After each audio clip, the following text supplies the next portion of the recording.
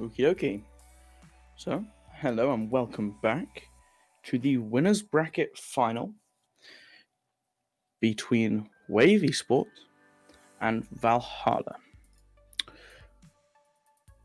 We are waiting on the map ban phase. So far, the bans have come through. It is Theme Park removed from Valhalla, for Consulate was shortly taken out by Wave. So now we're just waiting to see where each team chooses to take us for their map pick. It is the first time that theme park or villa, in this case villa, has made it past the first two bans.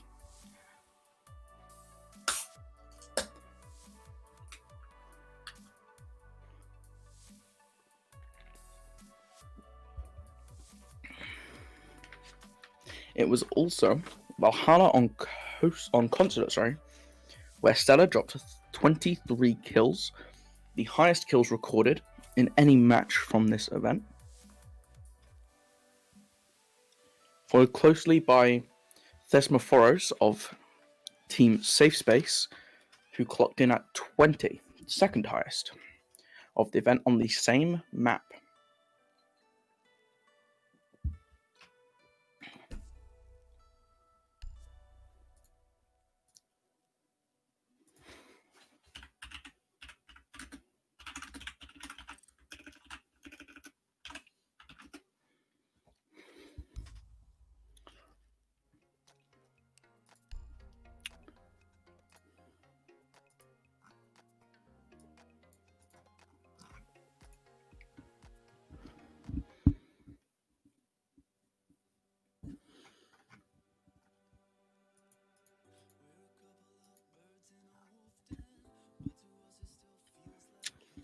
So whilst we are waiting for the map picks to come through, have a little bit of speculation.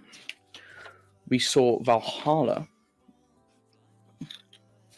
lose on Clubhouse but win on Coastline on round 15. So we could see Coastline come back from them. Meanwhile, for Wave, they won Clubhouse fairly well. So if they get the opportunity with them winning it and Nexus narrowly losing it out, it could be an interesting place to see this matchup go. Coastline, on the other hand, was a map that Wave lost. So the two maps that each team has won and the other has lost, both available, could be seen today. The third map from yesterday was supposed to be Cafe Dostoevsky, but Nexus Gaming forfeited the match, meaning that we did not get to see that game as they dropped out of the entire event after the second map for their own personal reasons. But it will be Oregon chosen out by Valhalla. That is the first time we've seen Oregon played. And Wave will choose Cafe Dostoevsky, the decider that would have been from yesterday carried over to map number 2 for today.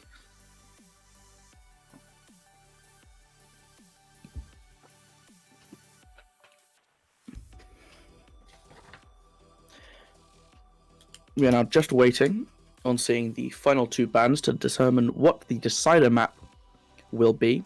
Will it be Villa, Coastline, or Clubhouse? Something tells me Villa will be banned out very shortly, but I could be wrong, and we could also see our first Villa game in this winners bracket final.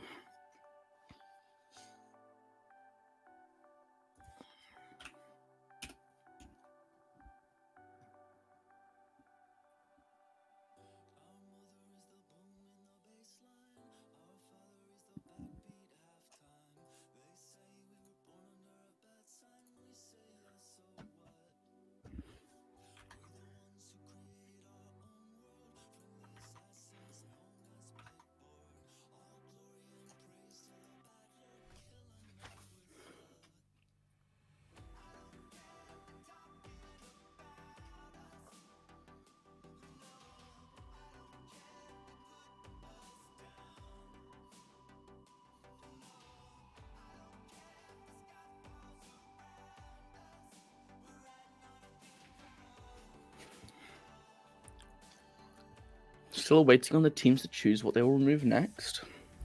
But in the meantime, we'll start speculating how Oregon and Cafe could play out. Wave looked very strong yesterday on their defenses on Clubhouse, and Clubhouse and Cafe tend to play out fairly similarly.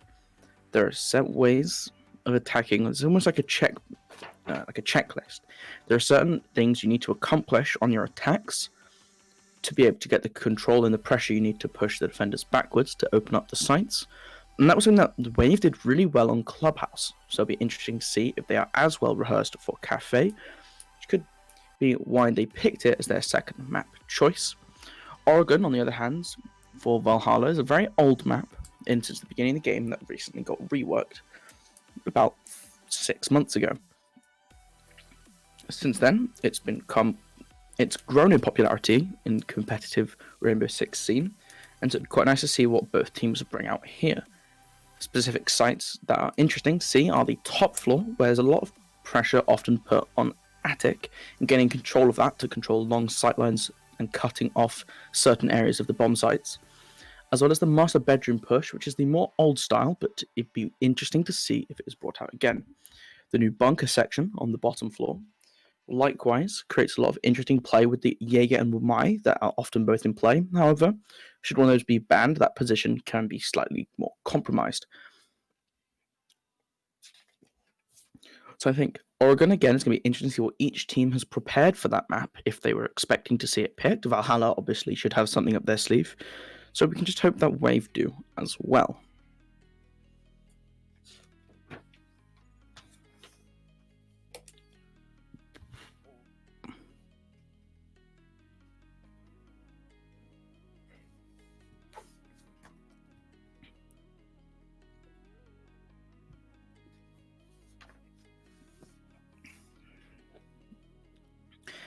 Hopefully, we would have had more maps played by each team to give a bit more insight into what they might bring to this game today.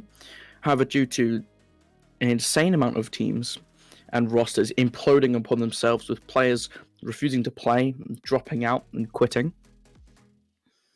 it has left it a little bit lacking in the maps played department.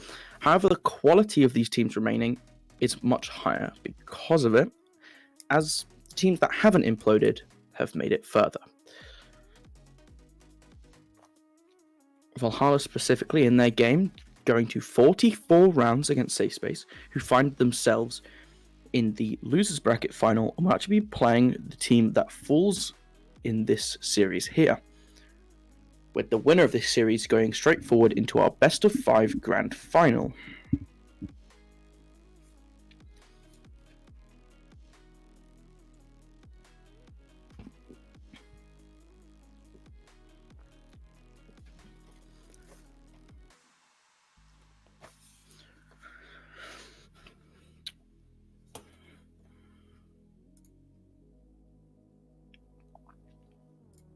We still await to find out what the decider map will be. So we're waiting on Valhalla to ban a map. And Valhalla have just banned out Villa. So, as speculated, Villa will not be played, as neither team seems quite ready to approach it. However, it was bold of Wave to leave it open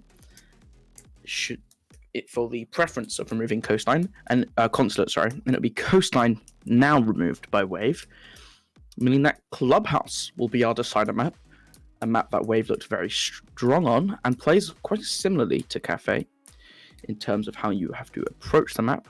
So it'll be interesting to see the comparison between the teams on Cafe and Club should we need to go there. But it will be Oregon to start us off, with Wave choosing to start on the defensive side.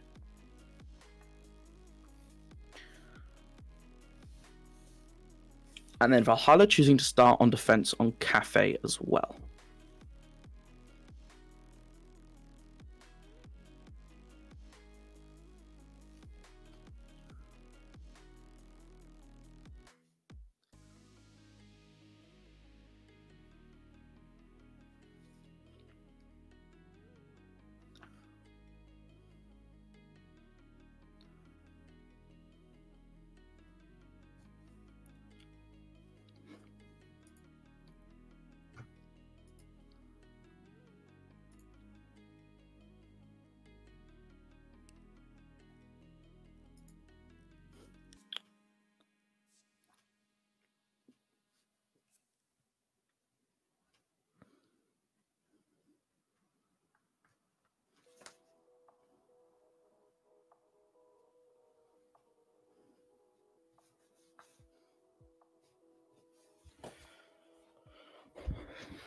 Okay, we're just waiting for the players to collect themselves in the server. So, whilst we're waiting for that, we will throw the question out to you now. Who do you think has this game in the bag? Personally, I think Valhalla have it. Interesting. So, Valhalla, the team that won the first game of this event, hopefully they can put their second win on the board. However, I think Wave should bring a lot of firepower, especially if they can bring themselves onto that last and final map, Clubhouse. They did look very strong, and they could really pose a threat to Valhalla.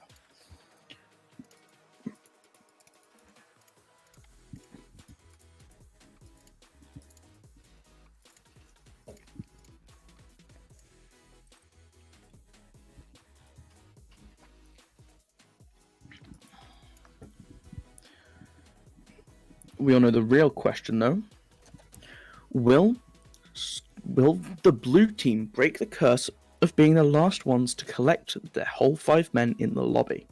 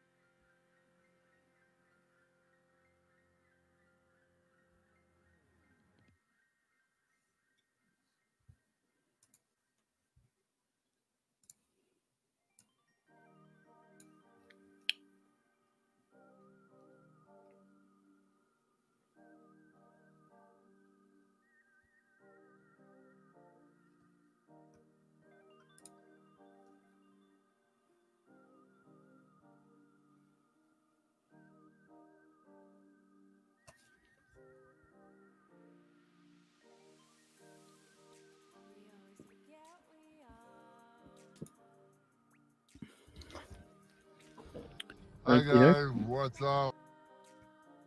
Hello, mate. welcome back. We have all 10 players now in the lobby, so we should be getting underway any moment now.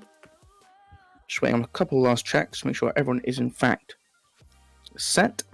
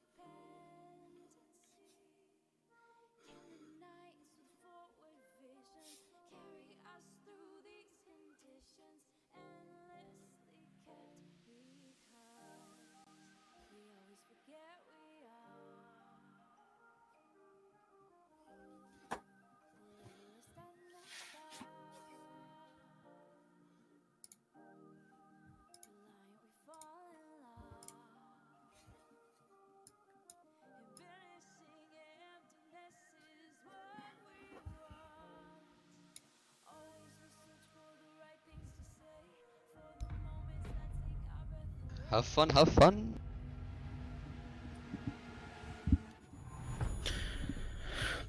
And we are off. We are into map number 1, Oregon. Setting ourselves now into the ban phase of the game.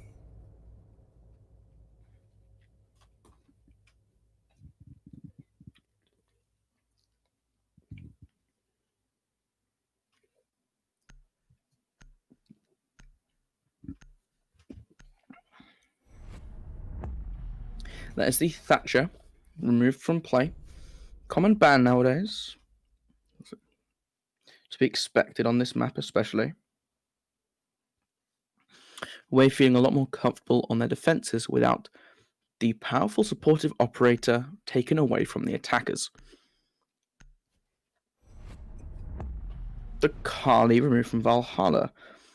Kali is an operator which is seen a lot more commonly on Oregon than on other maps, being used from the big tower window to try and get control of the attic, as well as being fairly usable on the basement site still, due to some long sightlines that can be gained.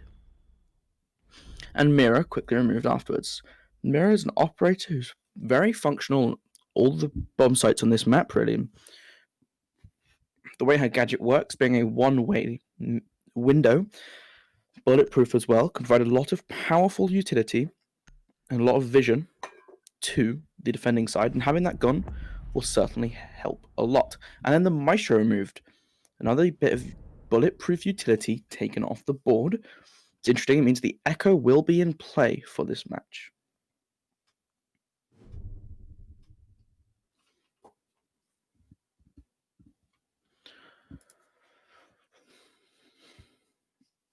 So this is the first time we've seen either team go to this map, and it will be Wave starting on defense, taking us to Kids Dorms.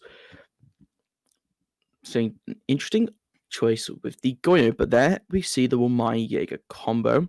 Without the Thatcher on the board, it's going to be quite hard to remove that from play. The Cade also being used in the Cade successfully placed in the attic could be very difficult for the attackers to dislodge, potentially denying access into the attic, with both the Carly and Thatcher off the table.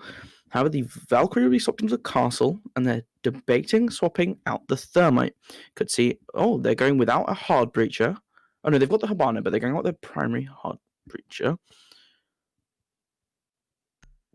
Nope, they will stick the Thermite, running the double hard breach setup. And the IQ is going to be very important in trying to get the IQ into meeting safely, so she can use her electric scanner to try and find the Cade claws, which could be hidden sneakily in the attic wall, and removing them from play and allowing access to that section of the map.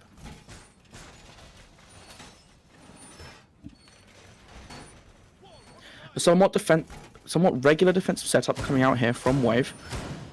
The castle is an interesting choice, but I think the way his barricades work in denying lines of sight could be very significant. They're opening the rotation into the armory, so possibly having someone like the Jaeger playing there, trying to deny that push or causing a problem in the back. However, they haven't opened the hatch, so a player in there is going to be slightly more vulnerable.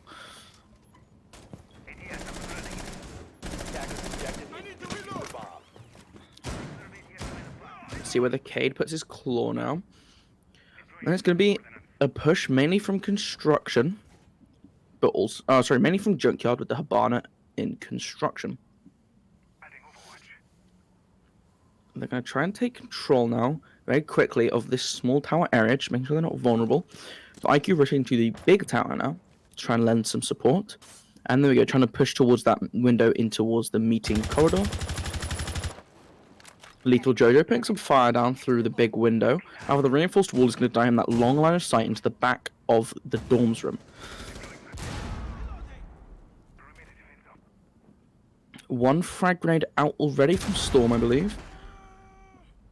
A bit of damage being dealt onto Chunky.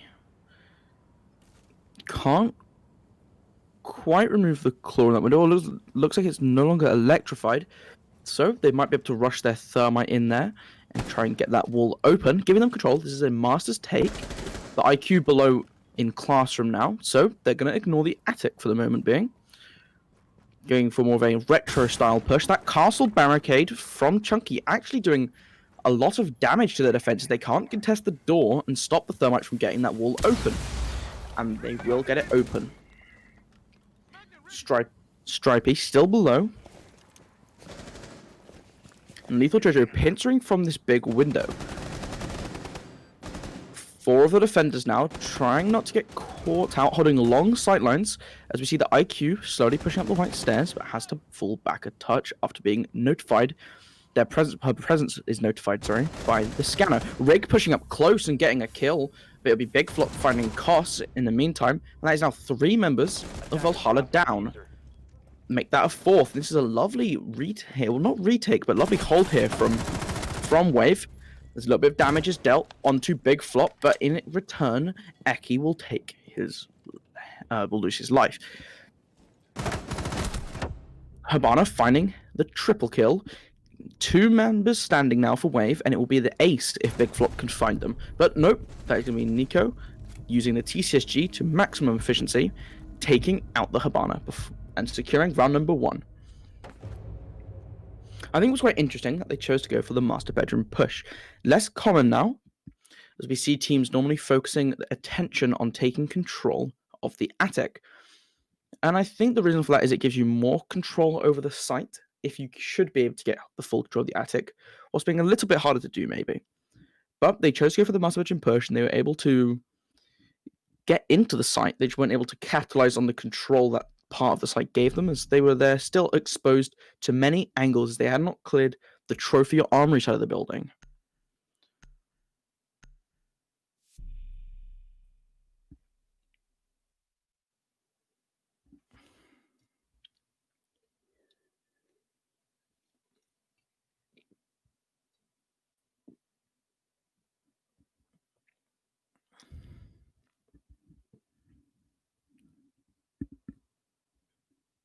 Oh, we have a question coming up on the elite.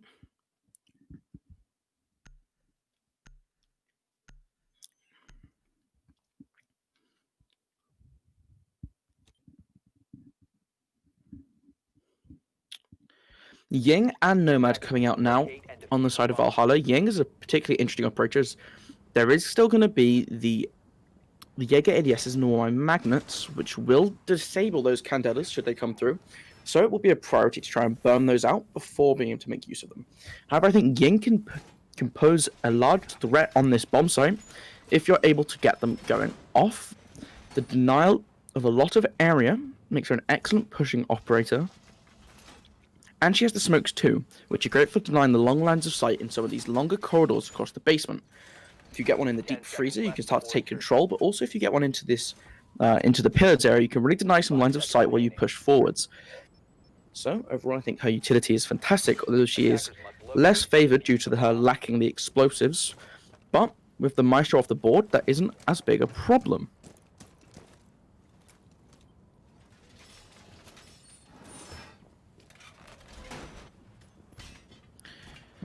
Looks like Wave and Chunky in particular are still deciding whether they want to fully reinforce that wall or trying to get the classic rotate into the L corner. Looks like they'll just be leaving it soft, and that's an early kill for Killnova onto Rig. That is the top fragger for Wave from their last series, down and out the action early on. Eki holding this long pillar corner with the deployable shield. Going to be quite hard to remove due to the added utility of those magnets. The player now pushing down the back stairs, going to cause a lot of problems. Oh, and Eki will peek away just a long time, narrowly missing a potential kill. But this is a lovely angle he's holding behind the deployable shield. Going to cause a lot of damage to anyone that comes down that stairs case unprotected. Killnova, that is the Nomad who found the opening pick of the round, being quickly taken out by Chunky. And there we go, there's that angle being used fantastically, but the frag grenade will still go off and find the kill post-mortem. That's a quick kill from the big flop on the Hibana, finding Koss. That is now the Cade out of action. A 3 versus 2 now with 1:30 on the round, and Stripey coming in for the flank, knows where the smoke is, but the smoke is unaware. This peak might be able to come on out and get the kill, and there we see it. Stripey, the Ying on the flank, and now it's the 1v2 now after he quickly finds the Ying. He's not exactly aware of both members of the attackers are, but he hears the diffuser going down, and it's halfway done. He sets off his grow shield, but he's not quite aware that it's on the corner hard left. The nitro toss coming out, but narrowly missing its target. The concussion mine gonna make it a lot harder for him to fight these gunners in the 1 vs 2 post-plant situation. Hibana hanging tight in the corridor, with Lethal Jojo pushing in. Lethal Jojo will lose his life though, but has to reload, and will swiftly be dismantled by a big flop on the Hibana. The attack there from Valhalla was a lot swifter. They were able to get the map control they needed to start putting a lot of pressure on this site very quickly.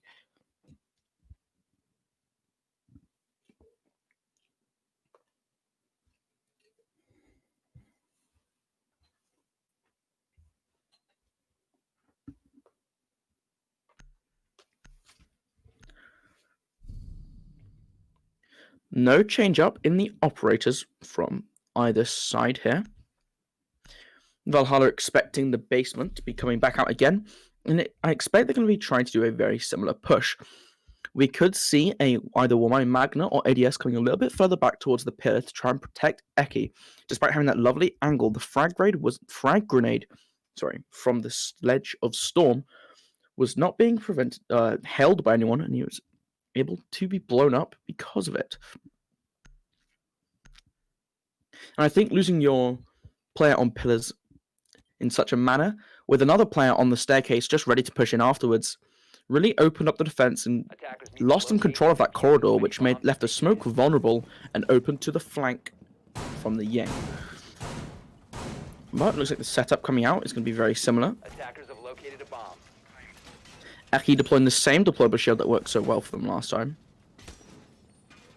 Let's just see if they decide to fully reinforce that wall or leave it soft for someone to play around. They are choosing to leave it soft, so it'll be interesting to see if they open up the rotate and put the shield in there, which has become very classic hold for this site. You can see Rig deploying the ADSs as if they're expecting that to come out.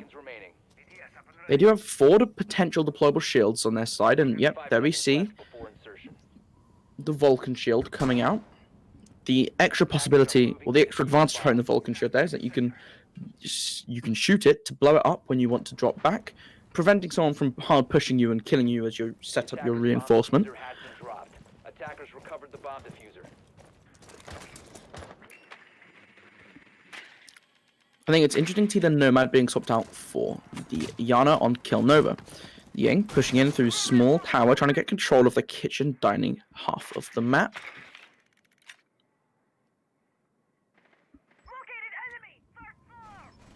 They found the Roma hiding in the kitchen area. Where was that ping coming out? It said first, the call was first floor, but they seem to have they just dropped back quickly, or is the sound slightly bugged? But they're already finding themselves onto the backstage. Eki holding the same angle, but the nade is being prepped by Is it by Killnova this time? Caught by the Magna. That's a lovely placement. And a second one's going to come out to catch the next frag grenade that is incoming. He nearly has a third Magna off of cooldown. It will be Storm droning down the stairs, and Lethal Jojo taking a little bit of early chip damage and losing his life. That is Eki. Fantastic play on the back, holding everyone at bay. And that early kill, and it's a minute 30. This is the section of the round last time where it was left in a 3 versus 2 in favor of Valhalla. So a lot slower now from Valhalla, being slowed down, and that's a second kill for Eki on the same angle he got last round. The same player from the same angle. This added protection from the Magnets is doing them dividends, but the Yang is going to be a lot more open about her push down the back.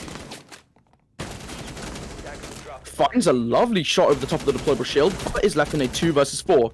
Make that a 2 versus 3, as that's the Yang finding the double kill on the round. Yana quickly pulling it back to a 2 versus 2. And they have a nice crossfire here, should they be able to make the most use of it. Oh, the lovely flank from the hatch, and that'll be Eki finding his 3rd kill on the round. And it's now the Yana, stuck in Freezer in the 1 versus 2. The player coming through the rotate hole.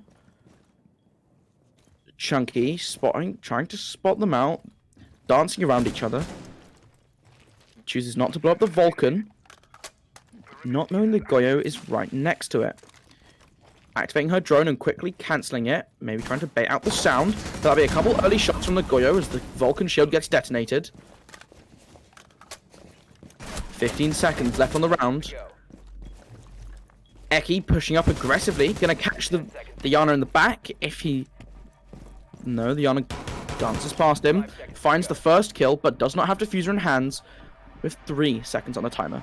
Eki just waiting it out, and he could have peeked for the kill, but he plays it for his life. And they will not win because of it.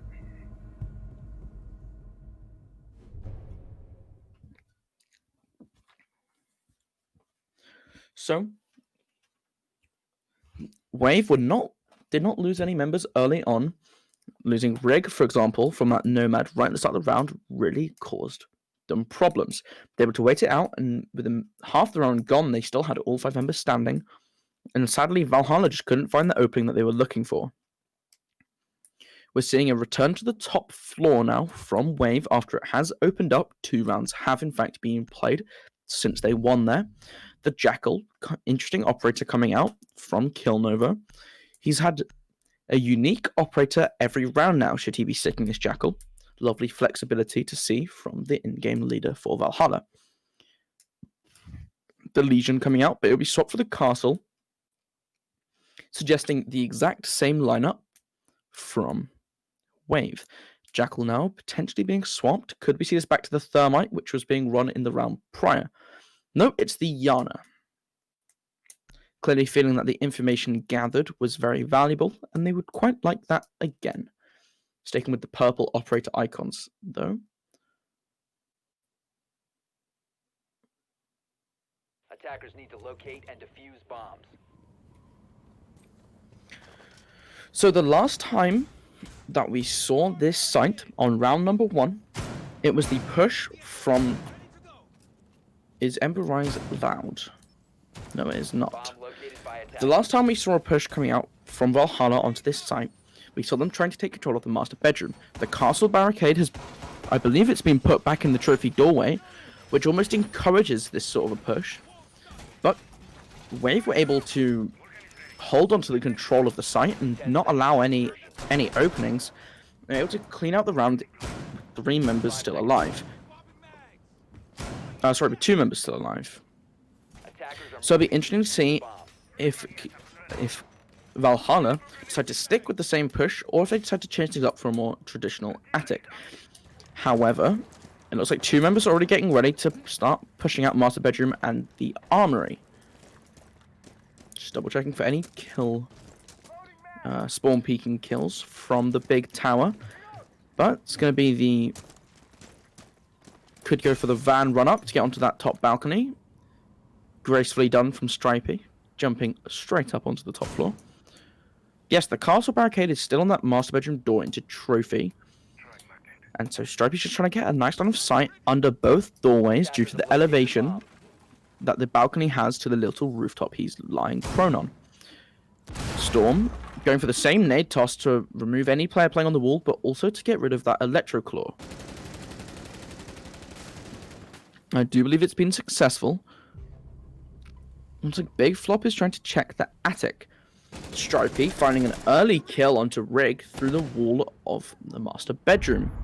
And that's going to be a 5 versus 4 now with 1:50 left on the round. Oh, Koss finding the lovely angle and catching Stripey the Tiger completely unaware, picking that kill back again very, very freely. He's now going to challenge the door, but there is no one on that balcony to be caught out. Looks like Storm could be pushing from the bottom of Armory, just being careful of the hatch from which his teammate was previously killed. Big Flop and Lethal Jojo both setting themselves up on this big window.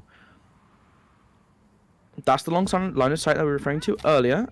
It's going to be the Habano pellets going straight through the sight, but being shot off very quickly. Killnova pushing up the white stairs. Doesn't see anyone, but takes a couple shots just in case. He knows Chunky's in that corner. He just wants to hold the angle. But Big Flop's been allowed to run straight onto sight, and he gets the first kill. He's quickly going to be downed, and that's the diffuser. This could be a huge mistake from Valhalla, choosing not to go for the plant.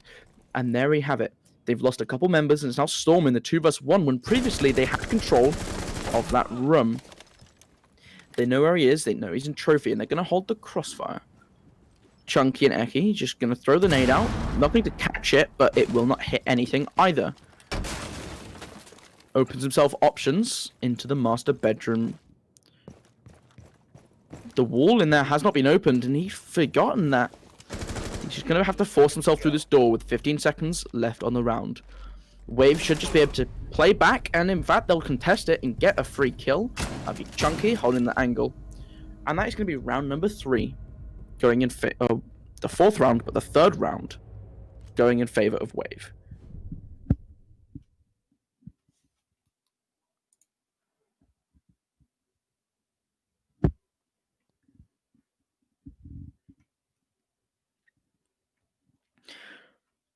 We are going to see the 3rd site coming out now, choosing to go to the meeting hall and kitchen. There's been a lot of discussion about which is the more preferable site, the meeting hall or the dining room. But Wave clearly have a plan. They're bringing a very similar operator lineup that they brought for the top floor. However, they have the Legion instead of the Wamai.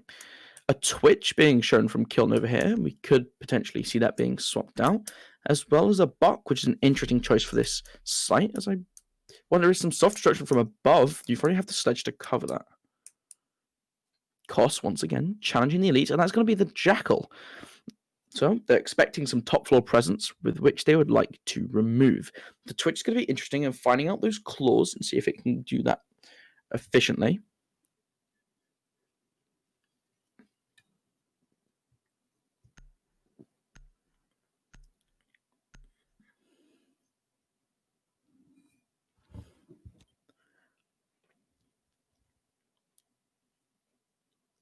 Defenders, protect your bombs from being defused by attackers. Valhalla clearly expecting some upstairs presence, or at least some roamers that they want to get rid of with the use of Stripey's foot scanners. He is the Jackal. We're interested to see if Wave is setting up into that, or if they're just going to play 5-man on site, which could be a mistake. But you never know what teams are going to see, and this is an interesting bomb site to see what the experimentation is from Wave. Attackers have discovered the location of a bomb. 10 seconds to go. 5 seconds to go. It looks like they've put nothing upstairs in the attic. Oh, we see Rig starting to run up there now. Going to reinforce the wall, and then they'll probably open the hatch so that he has somewhere to fall back to. Eki also getting the wall from Trophy, just so that they can't be the long angle held from the master bedroom door. There's going to be 2 players playing upstairs now, and the Legion, I think, is an excellent operator choice for this, as his goo mines will give them information on where they're being pushed from, but also force the attackers back and to slow down a little bit. Stripey holding the angle under the barricade once again, but narrowly missing Rig twice, but he'll land a shot on the foot, reducing him to 65 HP. Looks like they're trying to set up for a take through the big window, with Killnova coming up onto the roof and joining Storm there. Lethal Jojo just checking out the windows. Koss in the corridor will take out the drone before quickly falling back. Not wanting to take any early gunfights.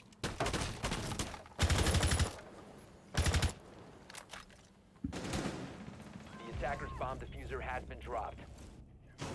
The first kill coming out from Eki, and that is the diffuser down on the top floor. Killnova, a crucial mistake which could cost them dearly if they aren't able to get their hands back on that diffuser. Storm has vaulted inside the building and is going to be checking the grenade, but no, he prepping it in his hands. He's going to cancel it once again. Just using his drone to try and figure out where this Legion is playing. Not quite sure which door he might peek from. A pre-fire through the wall will give the position of Eki away. However, so far nothing bad has happened to him now. He's holding the angle. He's going to put a little bit of chip damage through, but take a lot more back in return. Stripey's found him way on the top floor also, forcing Rig back, and he's going to challenge the attic. But Eki's going to swing through the rotation hole, get himself downed. Rig now pushing up aggressively. The Jackal, might be out of ammo, but is highly exposed, finding the kill onto Storm and swinging and getting a kill onto Stripey the Tiger. This means Lethal Jojo is left in a 1 versus 3 as Big Flop took a lot of early damage on and was actually finished off. And he's going to run straight into the waiting sights of Koss, who will get the final kill to secure the 5th round in favor of Wave, bringing the scoreline to 4-1.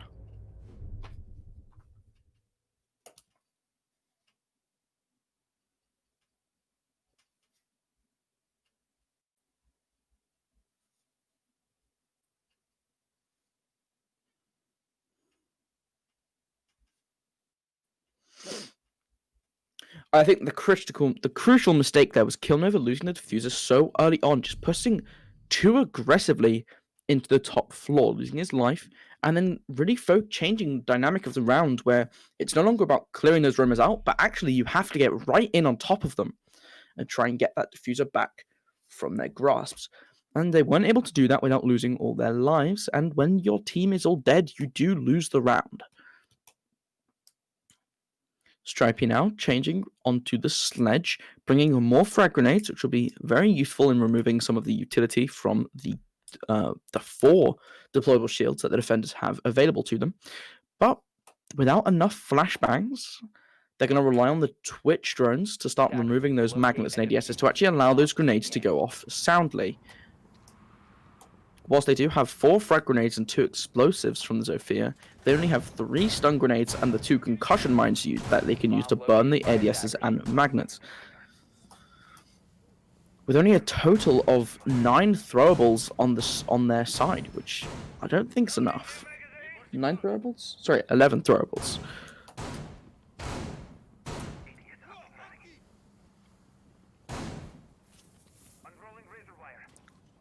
10 seconds to insertion.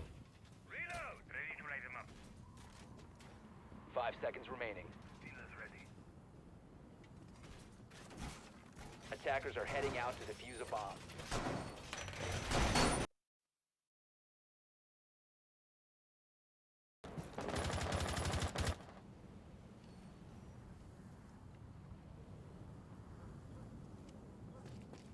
Throwing magnet. We are protected. I'm out! Gotta reload!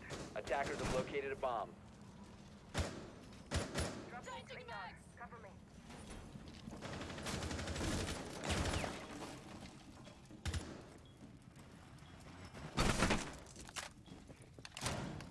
Loading mag! Drone! Throwing magnet.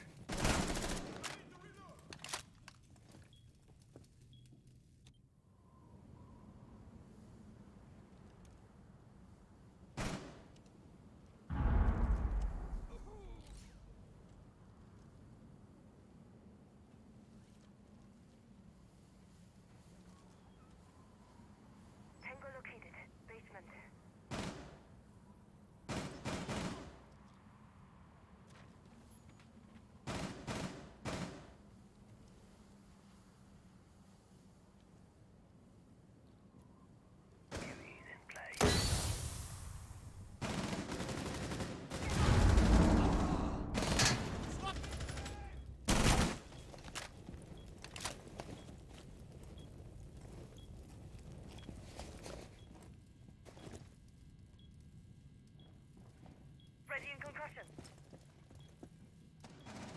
Kurva! Target active.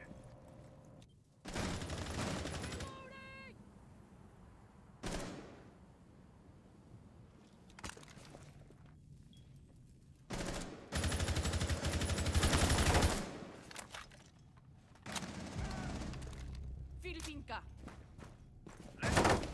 Cover me! Reloading!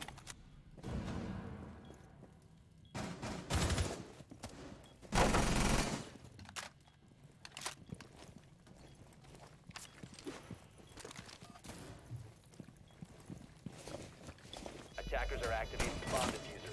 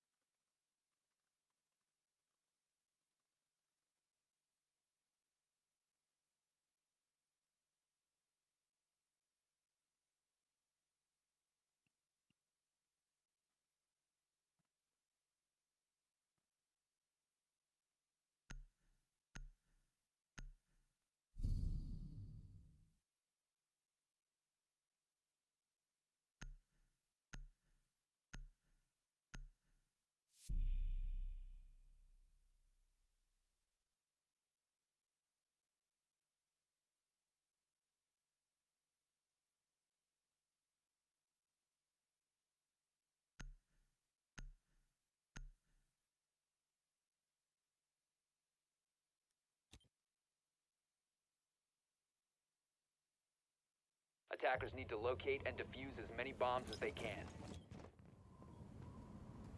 Feed active.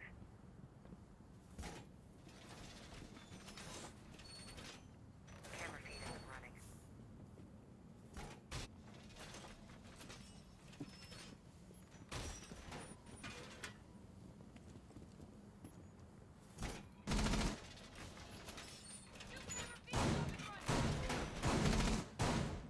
Window barricade up. 10 seconds to go. 5 seconds left. Attackers must locate and defuse a bomb.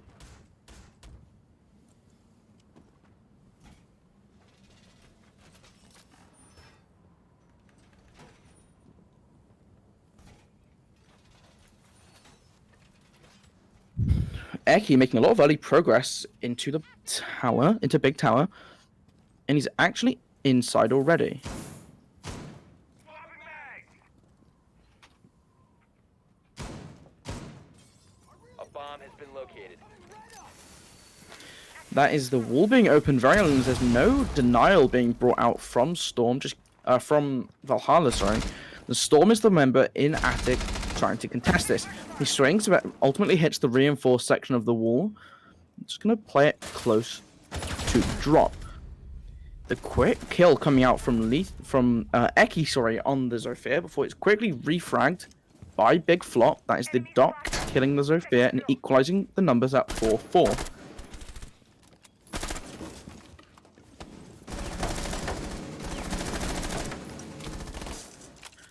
A lot of shots being traded back and forth, but none are landing.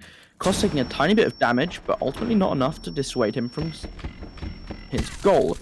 The first Candela charge coming out, completely blinding Big Flop.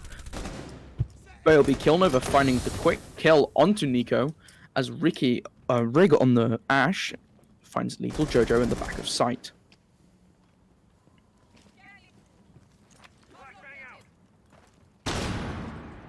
Ash pushing very aggressively up now. They know that the smoke is playing nearby, but that is Big Flop with his double kill on the round, taking out Rig. Now, Chunky and Koss in the 2 vs 3. A minute left of the round, so there's still time for them to pull something out of the bag.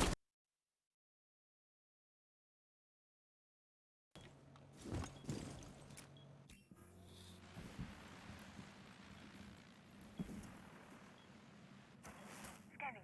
Stay sharp. Bomb detected.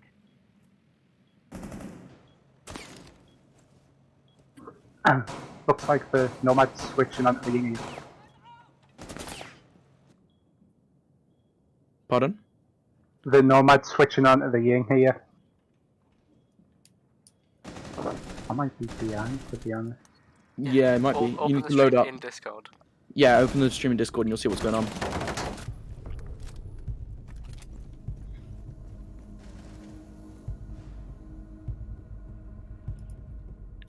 So, Stripey Tiger securing out the round.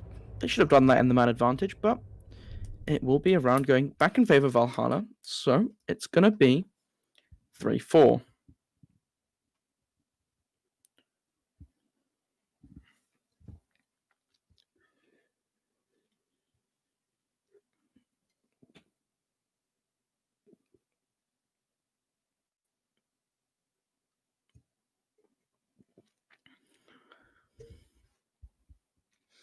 So they're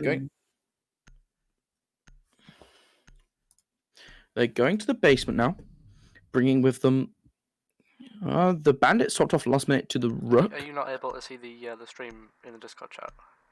Nah. Okay, hang on. I'll give you Casto for a quick sec. You should be able to see it now. There we go. The 6 Where pick is am I coming out from the rook onto the bandit. You can see it now.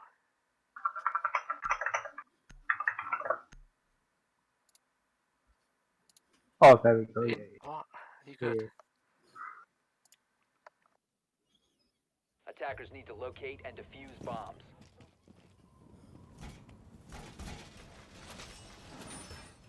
God, this is like fucking 10 Pardon? Right. Nah, I'm all good now. I'm all good. So, fully reinforcing the bunker. Looks like they're gonna set a Valk up in here as well. Yeah, they'll probably have the Valkyrie camera to give them some information, but I think it's an Yeah. interesting choice to fully reinforce that wall and not have someone playing in the bunker like we saw the Goyo playing there. That was Chunky on defense for Wave playing in that bunker. But each their own, and they're going to use Lethal Jojo's bandit and batteries just to completely close off access. Meaning that they're going to have to try and get some explosives in those walls to get rid of anything there. And it's going to be particularly difficult to get those batteries on the corner out without having site control first. And at that point, having that open is really just adding a cherry on top, not really the one winning the round. Doesn't look to be any Romans. It looks like they're going to be anchoring site as well. So it Yeah. should be easy to take control of top floor for the attackers here. Yeah, and it doesn't look like they haven't brought the kite to deny those hatches either. So in theory, Chunky, on the thermite should be able to get those open should he choose to. Looks like the one above the freezer hatch was actually left soft, so Eki's going to completely open that up, and that's going to be a lot of pressure now. But the Jaeger counters it. Oh boy. He just gets the kill, doesn't even matter. Big Flop finding the frag, and that is going to be the opening kill on round 7. Before it's But just quickly get traded out. The smoke gone down pretty early. Yeah, and that smoke going down before any of his gas canisters can be used, and Killnova falling shortly afterwards. Attackers have located a So bomb. this is starting to look very promising for Wave as they're starting to push down. Rig challenging Lethal Jojo, but with the deployable shield in defense, he doesn't want to quite challenge it. The explosive removing that shield, and that's going to be Rig finding the kill onto the bandit. And it's a 4 vs 2 with Storm trapped in the B site. But are they aware of Big Flop flanking round behind the Ash? The ping comes out, and that's a quick kill. Storm being taken out very swiftly, and that's going to be the double kill coming out to secure round number 8 for the attacking team of Wave.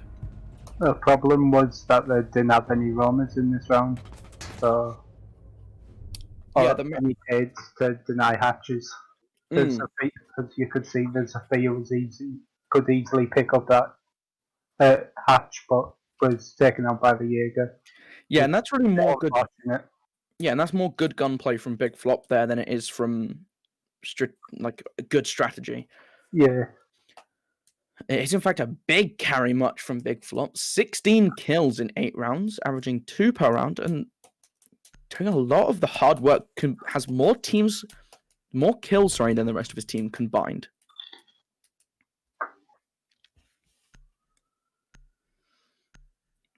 So we've seen 2 defensive rounds so far. One going in. 2 defensive rounds coming out so far for Storm, for Valhalla, with one going in their favor, that being the top floor. The other one, not as great, losing the basement site, and now they're going to choose to rerun their strategy. Still not bringing the Cade, but bringing the Ella instead of the Jaeger. that'll be pretty interesting if she's playing Ella shotgun, because she can play out top of laundry stairs for that. Yes, that's true. Can we see the weaponry on there? We'll have to wait for her to swap it off of her pistol. The slight movement speed, in that people often swap to their pistol during the prep phase. It looks like we're not going to quite get to see what she's running, but I think it's interesting. The extra deployable shield obviously being very handy, as well as those Grismot charges, going to cause some problems when they're trying to push in for the attackers. It looks like they're going to be holding bunkers here with this deployable shield as well. Yeah, and I think whilst it's not ideal to swap the Jaeger for the Ella, because Jaeger is also very handy at holding that section of the site, I think the Grismot charges from Ella can actually do a lot to put a gunfight in your favor. Maybe the Legion trying to stall out time in the bunker there. Now, we do have the Ella Roman, but that on top floor, which will put quite a bit of pressure as the hatch is still unreinforced. So, I reckon this could be good with the Ella on the Rome. But there is a fear pushing this Ella from... Yeah, and the Ella's already being shoved straight back down towards the freezer in the same area that Big Flop found himself last time. I think he gave up almost a bit too soon. I mean, a minute in and effectively you removed the only roamer. However, it looks like they're trying to peek towards Cost down these back stairs. So this could give an opening, or leave an opening in the attack of Wave.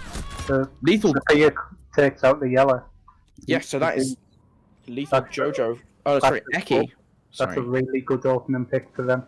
Could now put pressure on Freezer. Yeah, they have the full control. Yeah, gonna have the Fear and Capital pushing Freezer now. The Wamai goes down from backstage. That's the Capital taking them out from Freezer with a long angle. And this is the problem, that losing control of the freezer really opens up your back if you're focusing on the bunker. From the freezer door, you have a long sightline down towards the pillar where you just saw Nico highlight the threat that you can pose. And that's a nice nitro cell coming out from Lethal Jojo, finding the Zofia. The Capital's pretty low and he's used both of his smokes as well, so they're going to be in tight spot. I don't think it would be with the diffuser going down. Yeah, exactly. And he's 1 HP. He just ran past him.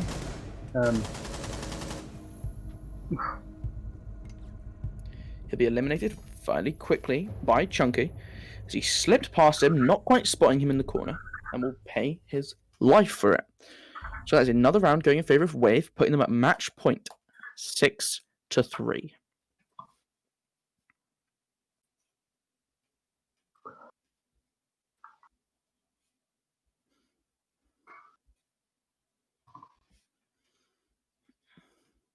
That is 2 basement holds that they lost in a row, but now the top floor is open again to them.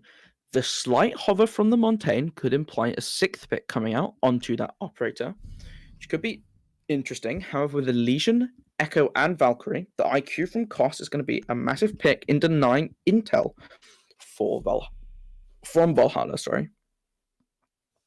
And there's Sledge. Can be switching on the Capital. Yeah, Capital, a wonderful operator with a lot of utility with the 3 flashbangs which can burn ADSs, but his own 2 smoke bolts and 2 asphyxiation bolts actually are immune to the effects of Jaeger's ADS, meaning that you can shoot them as far back into the site as you want, and without the 1 mile on the board, there'll be nothing to contest it. The mute is also now coming out, and that is in favor. So that's going to be very handy at denying the attic wall, as you can put a mute jammer on that to deny the thermite opening that as easily. Now, last time they did go for the attic push, so Valhalla should be ready for this, and I'm hoping to see them make the adjustment accordingly. Hopefully we'll see the mute jammer come up from Stripey just at the bottom of the drop there by the window, kind of where Big Flop's standing now, and that will deny the drone intel coming in to spot out any attackers, any defenders playing aggressively on the corner. 10 seconds to insertion. Since they brought the IQ, I feel like that they might make a downstairs push to try and get this main wall open. Mm-hmm. To maybe play from master bedroom. Take control of them side. Now, we saw Valhalla go for a master bedroom push, and they weren't very successful, and that was the first round of the game. So, I think it'd be interesting to see a Wave do their own interpretation of that push, and try and make successful what Valhalla couldn't. Yeah, as you can see, the IQ's from below. It looks like she wants to make a classroom push, maybe try and get that mute jammer by the main wall. Yeah, I think that could be a very solid plan from Wave, should they do it successfully. And they already have Eki contesting this long angle onto the Echo, trying to make him uncomfortable in the back of the site. With the Thermite and the Capital prepping on this window also. It looks like IQ's been able to work her way right up towards the trophy door in the master bedroom. Might be able to sneak into the back of the site unnoticed. But Rig will be quickly taken down by Lethal Jojo at the top of White Stairs. And Big Flop starting to rotate off from Laundry. Or from Freezer. The first smoke bolt coming out from the Capital. And it looks like they're going to find the head of Lethal Jojo. But it's quickly traded out by the vaL. Yeah, this is a very quick back and forth, leaving us in a 2 versus 3 now. Storm and Killnova in the 2 versus 3 in the post-plant situation, hitting himself with the impact. Storm being downed now. Echo knows where one of the members of Wave is, but can't quite find the head behind the bulletproof bed. 20 seconds now left on the defuse timer. This is looking very bad, very rough for Killnova here, and it's probably going to be the map taken by Wave. Wide swings out and quickly gets his head taken off. So, if we're looking now, that is a 7-3 in favor of Wave. And that was on Valhalla's map pick of Oregon. Moving across to Cafe, how do you see this series shaping up? Right now, I believe the Wave is looking really strong against Valhalla right now. Like, don't get me wrong, Big Flop is performing. He went 16-7, but on Wave the kills are more spread out, and they had a high kill game. So in the fragging aspects, I reckon Wave will take it. Yeah, I think Wave's attacks also looked very well composed. They seemed to know exactly what they were going to do and how they wanted to try and get it done, which I think will translate very nicely onto Cafe, as it is very common to see teams trying to take control of the piano and the rest of the top floor before transitioning their push onto whatever the site that the defenders may be holding. I think having that kind of structure that they've shown today on Oregon and yesterday on Clubhouse is going to really come into their advantage and going to help them out a lot in being successful. Sorry, I missed the start of it. Is Cafe Wave's pick or Valhalla? So Cafe is Wave's pick. Oregon was chosen by Valhalla, and they've if this is Wave, because this is Wave's map pick, then in the beating Valhalla on their map pick, I reckon Wave has a really strong chance of taking this. Yeah, I think it's you looking never know, because Valhalla might be able to pull something out on this map. that Wave weren't expecting. Yeah, I mean, I think every game that has gone to 3 maps has had a team. The team has won the map. No team has won the map that they've picked yet, right. unless except from the Surge Nexus, which was quite one-sided. We don't talk about that game. We don't talk. Why It doesn't count. Why not? I didn't see that game. Oh, it was a 15-1. Well, 40. Yeah, Nexus Gaming went 7-0 on. Let me check my notes. They went 7-0 on Amps Cafe. Yeah, 7-0 on Cafe, and then they went 7-1 on Clubhouse. The one round they lost was when they swapped. They were on a cash hold, and they swapped Bandit for an Oryx. Interesting. And I believe they went for a double spawn peak. So there's a poll in the chat at the moment for who will take map 2 between Valhalla and Wave. So get your votes in and we'll see what the result is when we launch into map number 2, Cafe.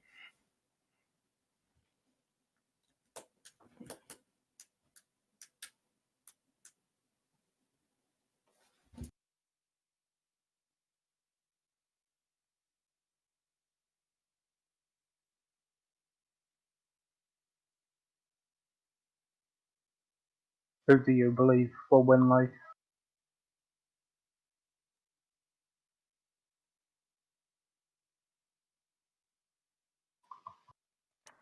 Now from that performance, I think Wave are gonna win. To be fair. Oh, I feel like that was just a dominating game, especially on Valhalla's map pick. Yeah.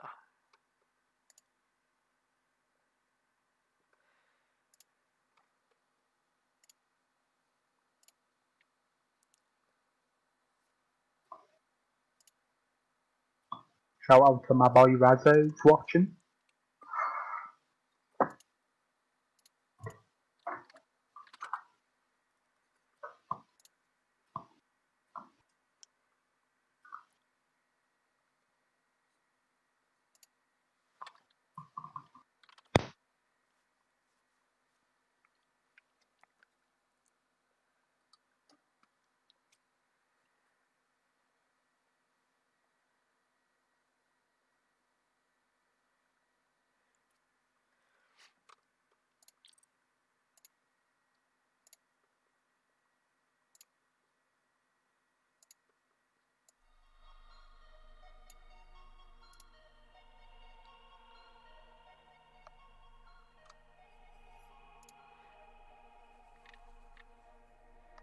Having a couple audio issues, but I don't think it'll be that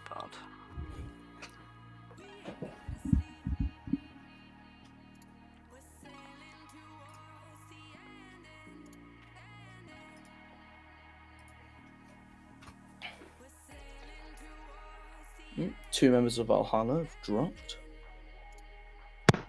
What do you think of this game right now, Colin?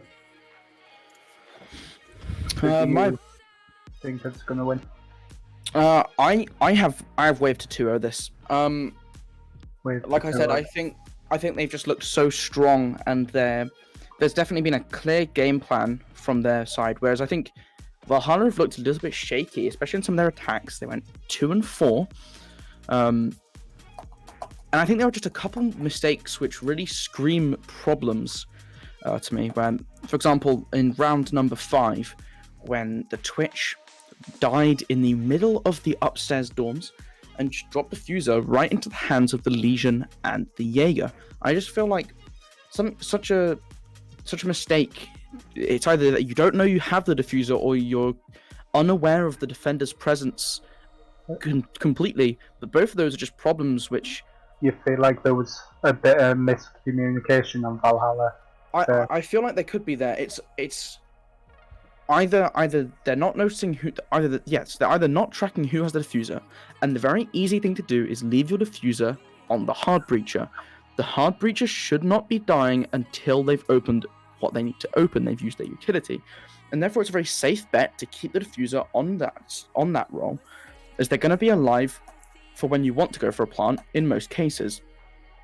But having the Twitch who's trying to entry, running straight into the hands of and trying to take a 2 versus 1 gunfight and losing, obviously, but losing before even taking a kill down, that's putting yourself at a man disadvantage with a diffuser just in the middle of nowhere. Yeah. And this is the sort of problem. This isn't a map-based problem. That's something that can happen to you on any map, and like you implied, could be a problem of a lack of communication. And I just really hope that they can try and fix any of these sorts of silly mistakes before they go into the map 2 cafe. Because this, like you said, this is a map pick, Waves map pick. Yes, exactly. Right. And in their last series, Valhalla looked really strong on Consulate and Coastline, 2 of the more frag-happy maps, let's say, where some rounds on those 2 maps can definitely be won and lost by a strong solo performance. We saw it in their Valhalla versus Safe Space, where there would just be rounds just won by a single person, sometimes Stella, who isn't actually present in this series. I think that's going to be a big problem. Is Stella was an absolute top performer for this roster, but he doesn't seem to be here. Blood Orchids are not allowed.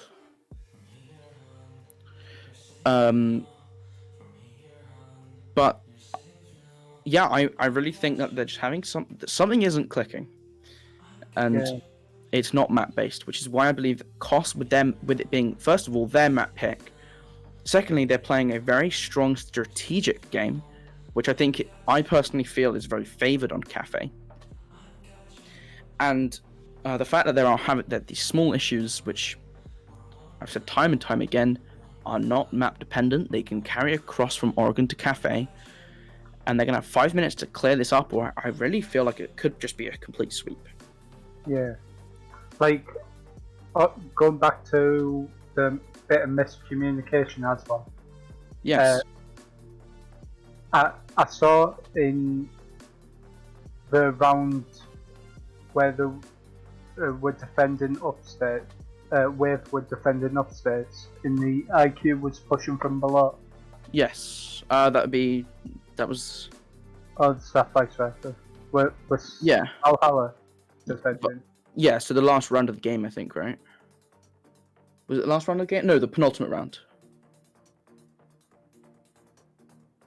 Yeah, I think. Oh, It was just one of the rounds I saw.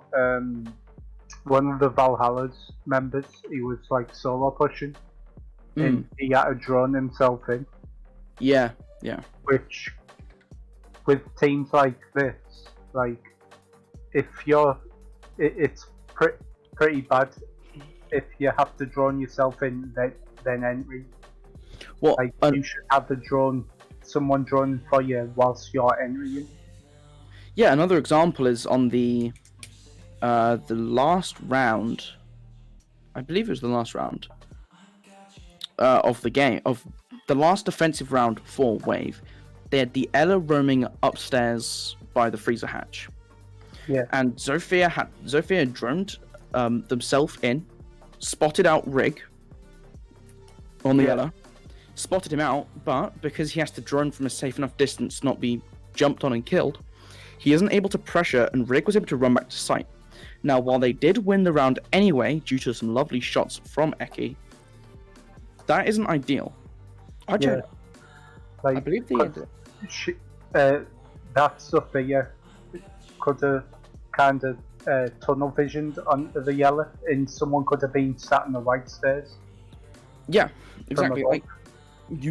It would have been a lot more preferable to have someone else droning in the Zofia, spot out the Ella, and then when the Ella goes to run, Zofia is just holding the sightline ready, rather than having to expose herself to, like you just said, a potential flanker on the white stairs, or just a potential gunner anywhere else. And whilst they weren't punished, you can't look at it based on what happened, but what could have happened. There's the potential that there's a free kill given away by the Zofia tunnel visioning. Yeah, And the that's why poll, it's good to have comms and like at Yeah. least pushing twos. yeah, exactly. You want to push in 2s and 3s just to secure those refrags. I think Yeah. refragging is one of those core fundamentals in Siege, which is transitioned from games like CS:GO, where everyone knows that you want to play for those refrags. However, playing for refrags in Siege is often a little bit harder.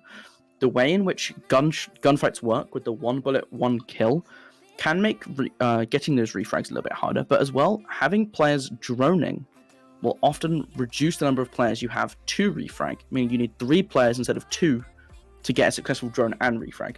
There's a lot more communication required for teams to do so successfully. Now, it's a lot easier for defending teams to refrag, which is why you see it often a little bit more, just by holding crossfires and waiting for attackers to push in. Yeah, I totally agree with that. So the poll has come back in, and it is an 86% in favor of Wave and 14% saying Valhalla still have a chance. But Like I said, Valhalla, you never know, like Valhalla could pull something out on this Yeah. map that Yeah. Wave maybe hasn't seen before. And yes, don't know how to counter it. yeah, we haven't seen this team play on this map yet so far, and therefore they could have something ready that will stun us all. But we are heading into the banning phase, so we'll just have to let the players to speak up for themselves to determine who is going to take map number 2. I am expecting the first ban to be Thatcher coming out from Valhalla, but it is Ooh, the a Buck ban. Buck taken out. So That's very interesting. Buck is very prominent if you're trying to go for an East take, where you try and you use Buck's skeleton key to remove the floor underneath the cocktail bar, try and dislodge any anchors, and try and open up spaces for yourself to rappel in through the windows, push up white stairs, and get a plant down. But there's the Thatcher coming down, so Thatcher will be taken out by And Wave. also, Valhalla banning Buck removes any vertical play that if the defend train or reading room. Yes, that's a good point. I had not considered that. So there's Valkyrie gone as well. Valkyrie again, an operator who will always be prevalent when she's not banned, due to the way she can sneak and hide 3 cameras around the map. They're hard to spot out, and you'll need the IQ, and just taking them off the board removes the necessity for that IQ pick. And there's Mirror. Standard mirror ban. Yep, so that is Valhalla removing Mirror last time, and it'll be Wave removing the Mirror this time. But neither team really want to deal with it. Oh no, hold on. No, it was Valhalla removing Mirror both times. Yeah, so Valhalla don't like Mirror. Yeah.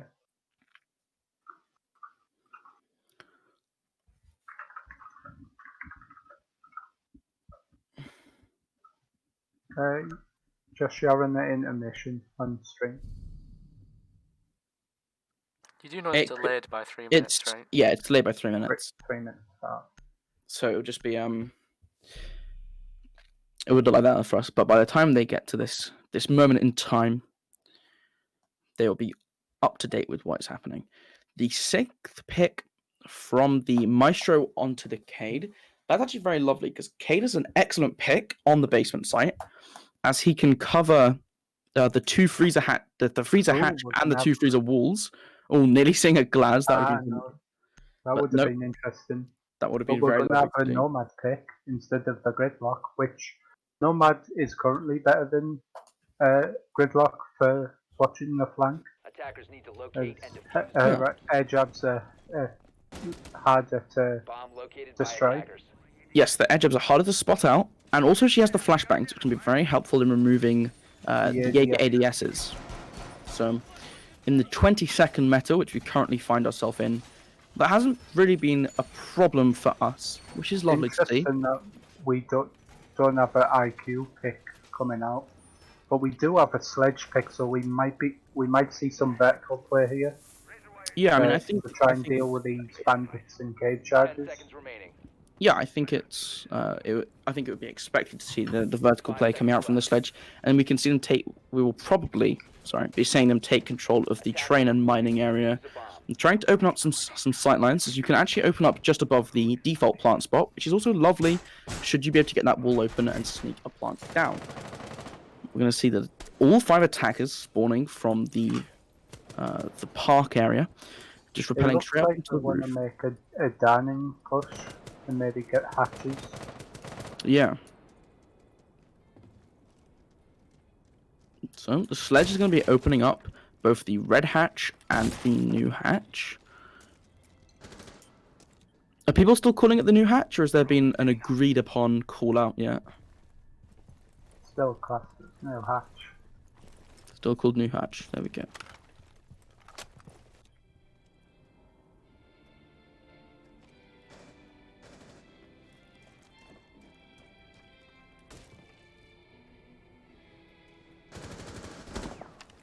Okay, so we're starting to see the push come out. They're taking control of the top floor, opening up onto the roamers in reading. You're going to find some early damage onto Big Flop, reducing him to 25 HP, and actually Big Flop grabbing goes him, down. and that is going to be... But it is quickly traded out. The Mozzie takes out the sledge. Attackers bombed a So has Mozzie- been dropped. The Mozzie takes out another one, which That's is the dynamite. hard feature. So your only hard breacher is down, with only half Oh, around the Mozzie takes out another one. Sloppy Tiger getting the Oh. triple kill before finally being closed down by Rig. But they're in a 3 versus 2 thanks to some heroic performance Attackers have recovered their diffuser. from the Mozzie. Looks like Rig is just assuming the rest of the site is map is clear, but Killnova hiding away in this room watching the bottom of red stairs. And if Eki isn't careful, he could have his head taken off. There's also the diffuser in the hands of the Zofia. The sled does Doc Yeah, actually losing the take out the gunfight. Doc. So we're in a 2 versus 2. It can be a little rough because the 2 soft breaches are making the push here. And it looks like they're just going to funnel through the prep room. The Sophia goes down. Ash is going to be next. And she goes down too. That's an Ash. So, the biggest problem there, in my opinion, was the lack of efficient drone clear. They did not even know the Mozzie was there, and whilst it was very well played to get the early kill onto the Jaeger, they just started losing members at a rapid pace and started challenging the Mozzie without proper information of where he was. I understand that Mozzie can be difficult to spot out, but I do not think that is an excuse for falling in that fashion.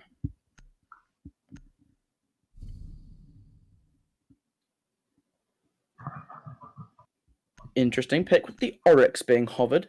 There are a couple hatches on the top floor, which Oryx's super jump can make good use out of. We're But going to have a 6 pick on the Mew here, switching over to Bandit. Very interesting. I actually am not sure about that. I think that Mute is a lot more versatile for the top floor, and the Mute Mozzie combo. I feel like the Oryx should have switched over to maybe Jaeger or Wamai Attackers because need to locate and defuse bombs. the sledge is just free to throw nades about, and the Zofia is free to also concuss. Yeah, with the combined explosives of the sledge grenades, the Ash breaching rounds, and the Zofia impact grenades, there's a lot of explosive potential that can really dislodge attackers from their comfort spots and also blow up their Maestro cams and other utility. I think Oryx is a lesser seen operator due to the fact that he offers no real utility to the team. 10 seconds remaining. He has the choice of barbed wires and the proximity alarm. Both while barbed wire is, seen as quite strong, quite good. The proximity alarm is yet to be found its real niche, and they're also completely missing the default defense spot, which is the pixel corner in the top floor. It's going to be interesting to see how Wave adapt to this when there's no pressure, and they're almost going to be able to, if they push swiftly, take Piano for free. But Big Flop on the Bandit, setting down his batteries, he might be holding on to that minibar area, but we could also see him fall back fairly swiftly. And it looks like he will be falling back towards Pixel Corner, but playing it without the assistance of an ADS or deployable shield.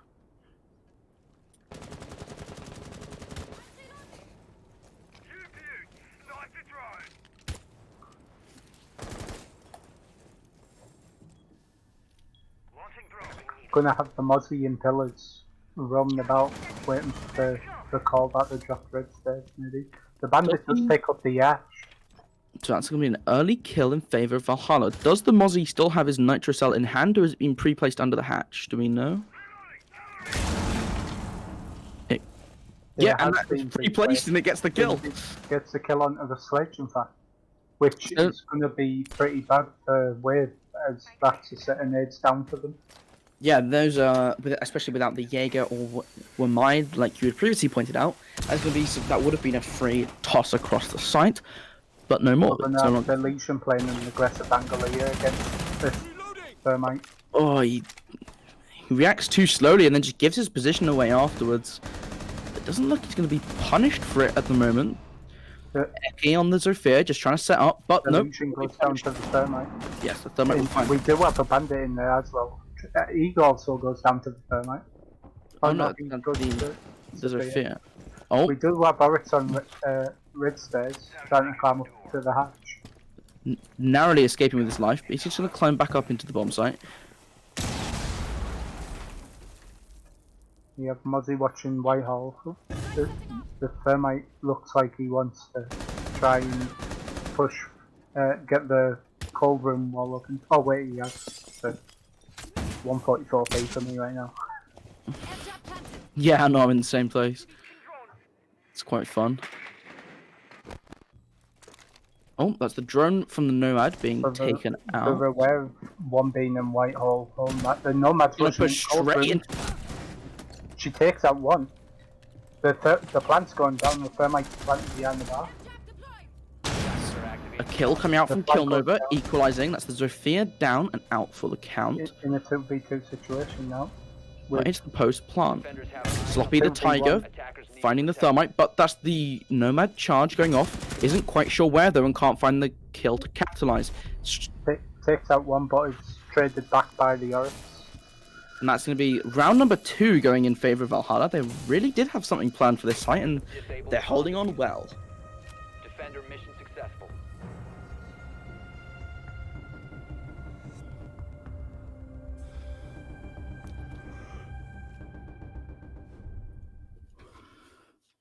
So that's 2 solid rounds now from Valhalla. And whilst the second one was a little bit sloppy in certain areas, they were able to secure it and put the round on the board, which at the end of the day, that's what's important.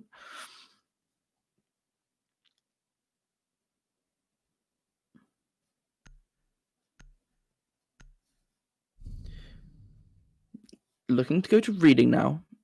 Going there for their third bomb site, although it is commonly, amongst some teams, referred to as the best of the bomb sites.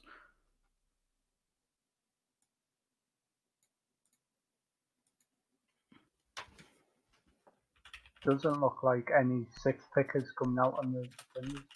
Oh wait, how are you using it? No 6 pick coming out on any side of the team. Defenders, protect your bombs from being defused by attackers. The sledge doesn't go down early again. And they managed to take control of Cocktail Bar. The sledge is free to open up the floor and throw nades because he hadn't brought a Jaeger again. Yeah, I mean, they were bringing it on previous maps, but they clearly just prefer the utility that other operators are going to give them, running both the Maestro and the Echo. Which I think is interesting, as a lot of people will prefer to play this site a bit more aggressively on the top floor, but they're going for more of an intel-based attempt on this. A lot of people like to bring Castle usually as well, to hold the cocktail, like Castle off the double doors and Castle off the Whitehall door. Yeah, and the Pulse as well to give a lot of intel from down below. But it looks like they're going to not opt into that, but they are going to have the Mozzie and Legion upstairs. Looks like Wave is going to be making another standard push by taking control of top floor. Mm-hmm. Yep, and this is what I mean. I was referring to this earlier. They will go. I reckon they will try to do the standard push, but it just doesn't look like it's working out for them well. They're losing their gunfights on entry, and it's slowing them down because it doesn't. At the end of the day, it doesn't matter what your plan is. If you can't convert a plan into secured kills, you're gonna really struggle. And that's a drone being caught out by a pest there. Mozzy's going to be getting pushed by the sledge at cocktail here. He does fall back out into the white there. Yeah, and they're just giving up the top floor. That's actually a lovely roam clear. 1 minute down, and you've already got yourself control of the top floor for a reading push. The Maestro and Echo are both vulnerable from above. There's a soft structure, and you can see the sledge opening right above the Echo. And I don't know if he's where. He manages to just dance out of the bullets, but it's very close.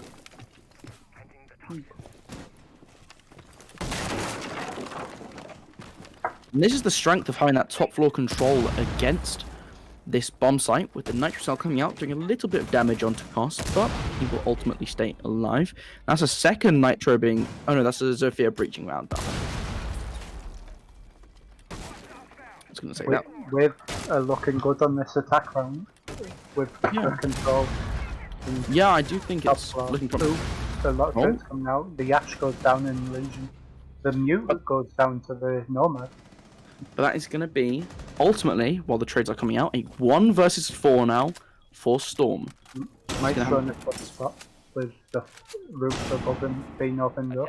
It's going to require a miracle to get out of the situation. As all 4 players, or 3 of the 4 players, sorry, are stacked up in reading. And he goes down.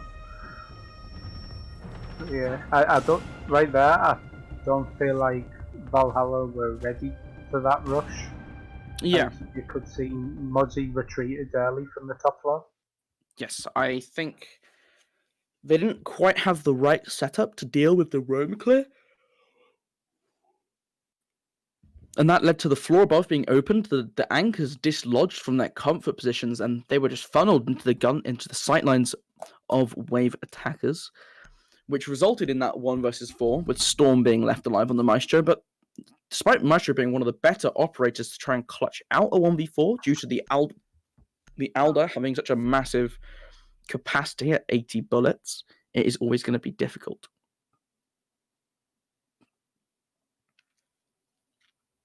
Here we're seeing the return to the gridlock.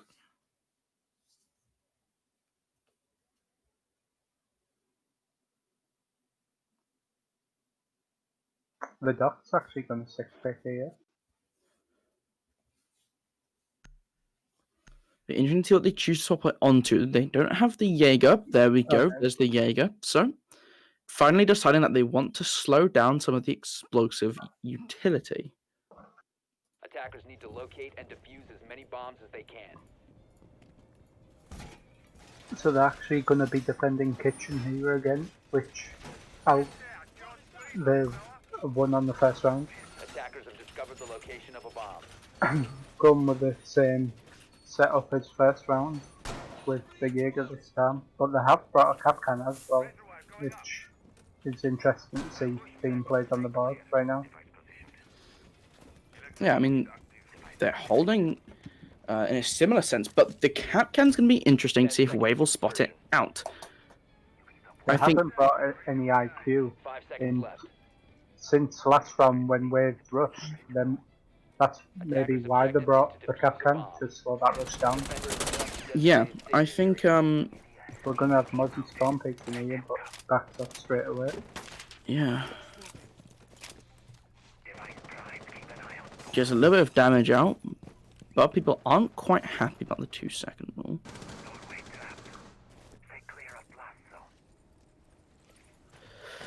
Complain about spawn peaks, and that's unlucky, but you have to move forward with what you've got, and they didn't lose a member, so at least they've got that on their side. I lost quite a lot of HP though. We have the sledge on half HP and Ash about 70% of their health left.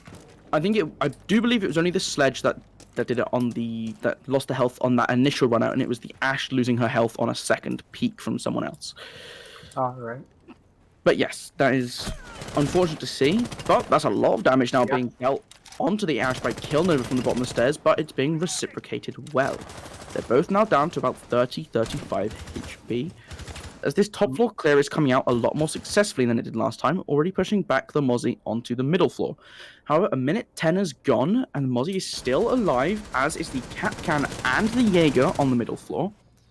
Oh, the wallbang nearly coming out, dropping Big Flop to 20 HP, and that's going to be very unfortunate. He doesn't keep Big spraying Flop get the does go kill. down to the Zephyr. Yes, the Zofia will secure the kill for his teammate. But it is quickly traded out by the Jaeger. The Ash goes down. The Gridlock manages to pick up the kill on the Jaeger. But we do have Mozzie roaming around still in Raiden room. The Sophia is aware. And it looks like the Sledge is going in for the pincer, and they managed to get the kill. That is lovely teamwork from Wave, and that brings them into a 4 vs 2 advantage, which should enable them to secure the round out, as there's still a minute on the clock, and they have their diffuser on their person. They have their hard breacher still on the board as well, so they should be able to remove any hide claws potentially, and that's a lovely nitro. Lovely, going down to that. Lovely placement from Lethal Jojo, predicting where the Sledge would be almost perfectly. And it's now going to be the 3 vs 2 with 40 seconds. The clock is slowly ticking down, and every second wasted now by Wave will be... Again, finds the kill this time. Onto the cage. Bandit is going to be setting 3-5-3. So. Bandit in the back of sight, and Bandit's used his nitro, so he won't be able to open up a hole and toss to the default.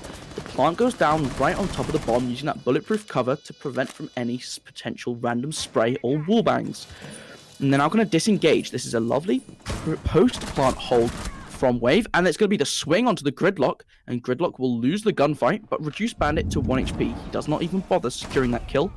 He wants to win the round, but the Thermite is ready and waiting, and will take the kill willingly. Bringing us the 2-2 scoreline. Yes, and this is a lovely bounce back from Wave. After a slow 2 rounds, they're going to start collecting themselves, start composing themselves a bit better.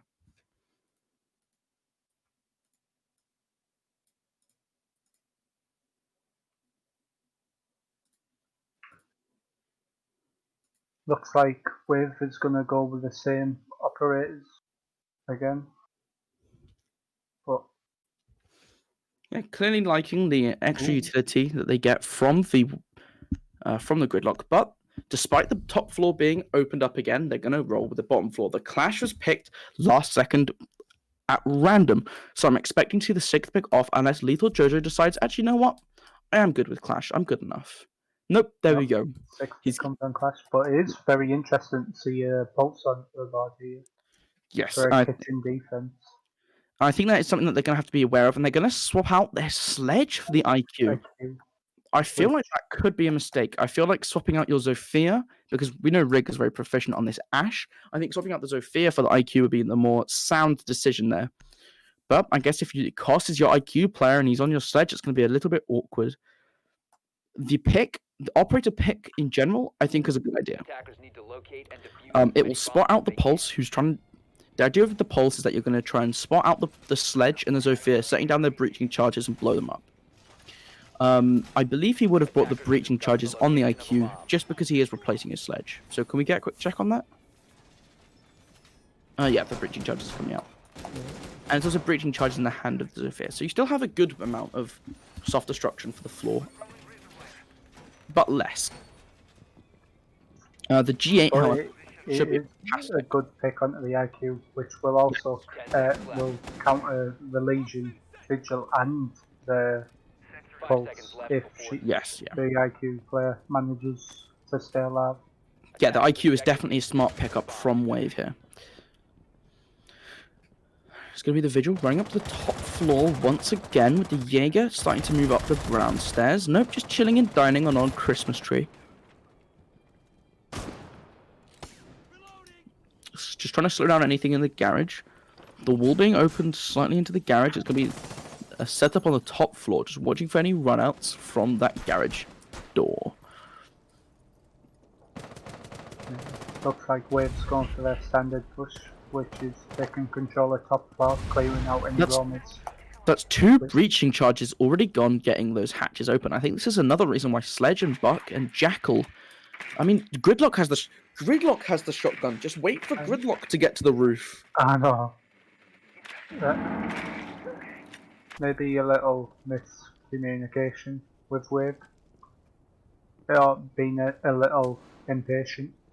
Yeah, getting a I little jumpy, think but they're gonna. the I don't know if they're gonna spot him out in the bathroom. They must know he's there. The impact hole is there, and there's a fear's gonna push, and there's gonna be one pushing from the bar. All the shots coming out missing. No. Got a bit trigger happy there, which Yes, made it fair with the Sophia taking him out. with a little bit more trigger discipline, they might not have noticed him in the bathroom. They might have checked it, but they might not have been as ready. But it'll be the vigil going down, and that is the only roamer that is actively playing off site, or on off the bottom floor, taken out. And there's a minute 20 left on the round for the attackers to figure out how they want to maneuver and set up for their final push. There's a theory here in train opening up the tablet. Oh my! Gridlock.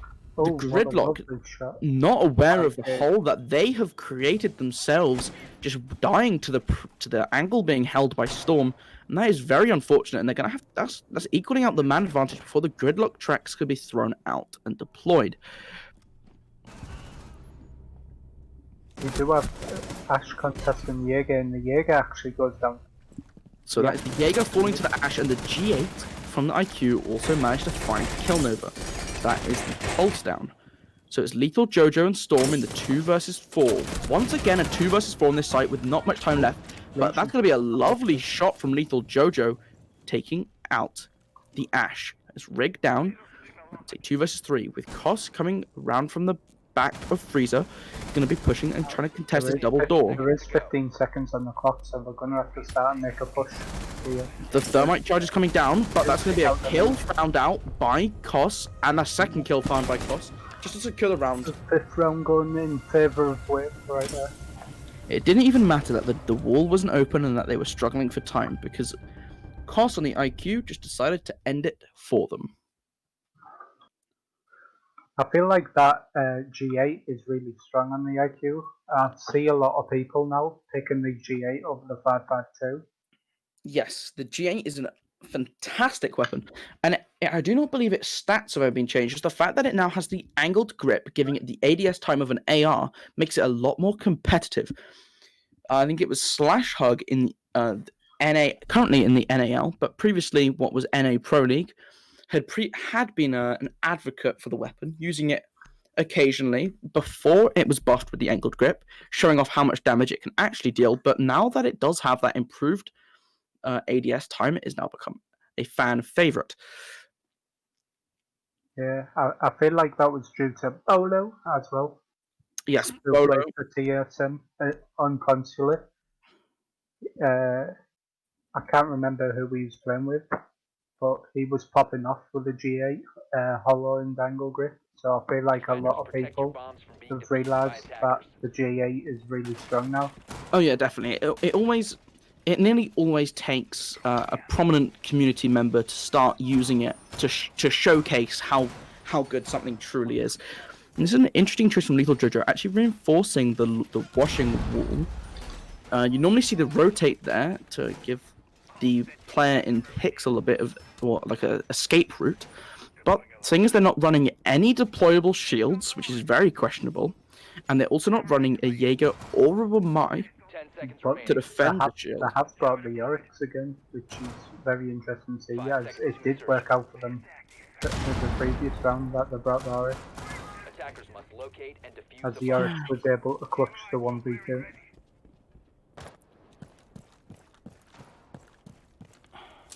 Oh no, it's interesting. But Wave are going with the same standard setup, with the Yash and the Sophia with the Sledge. Yep. And they've got the Gridlock, but not the Nomad. I think it's interesting to see that the Oryx has become almost appears to be their default. I feel like, is that possibly something to do with a preference for the operator, like Killnova enjoys playing Oryx and wants to make it work? Or is it that as a team they genuinely believe this is the best way to hold the site? Because I have to be completely honest and say that I would have to disagree if they think it's the best way to hold the site. I feel like with this site, due to the hatches, Oryx can utilise his mobility to the fullest, so it Yeah. might be a good idea that they brought the Oryx out. Yeah, that is true. With 2 hatches that lead to direct flanks on the attackers in common spots, and 1 hatch that leads straight up into the site, it gives him a lot of options. That is true. But I still feel like Oryx as an operator is just not as strong as others could be. Oh yeah, like I would definitely choose like a Jaeger or a Wamai over the Oryx, but Yeah. we do have the Sledge picking up the Mozzie here, which And Lethal Jojo had already fallen early in the round, and despite Rig buying pushed it early on the on, white stairs the Sledge, which is quickly taken out by the Maestro with the long angle from So? Cocktail. the 5v3 has quickly become a 3 versus 2. The Mute has managed to sneak his way into Cigar Shop with 1 in Cigar Lounge and 1 on New Valk as well. Yeah, one on either side of him. They're both completely unaware of his location. He's just prone behind the counter, waiting patiently for something to happen. The Thermite's droning out Freezer, completely vulnerable now should Big Flop decide to take a peek.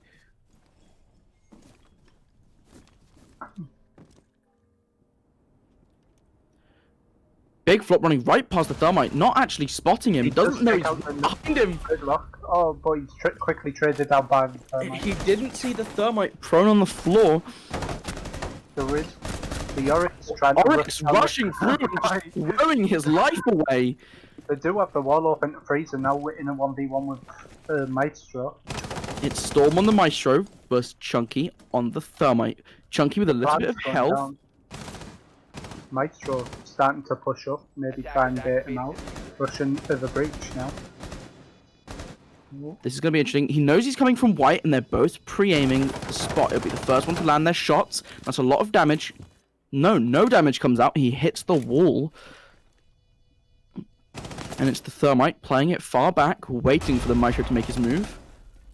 He's going to impact the wall as a distraction, but the Thermite isn't falling for it, and that's going to be the kill. Thermite winning the 1 versus 3, giving Wave the round.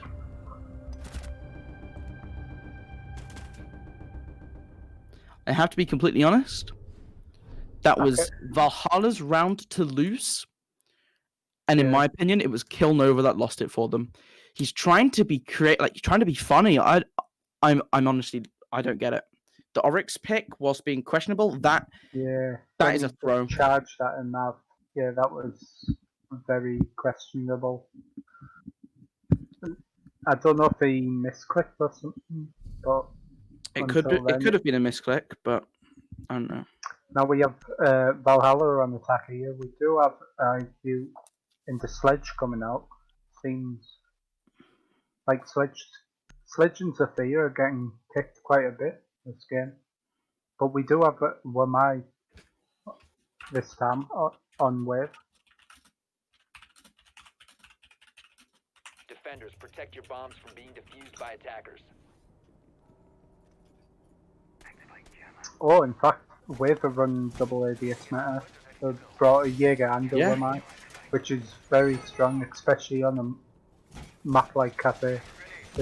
There's a lot of entrances to sites. Yeah, I think it's gonna be interesting to see. They'll probably put the deployable shield in the pixel corner and defend it well, holding onto that. Oh, you can see it. You can see it there. 10 seconds to insertion. Attackers have discovered the location of a bomb. 5 seconds to insertion. Not my favourite place for the shield to go. I prefer it a little bit further back, a bit more angled, so you can actually escape through the door a little bit safer if they push into red. But this way he can play a lot closer in that corner and play a lot tighter angle towards red.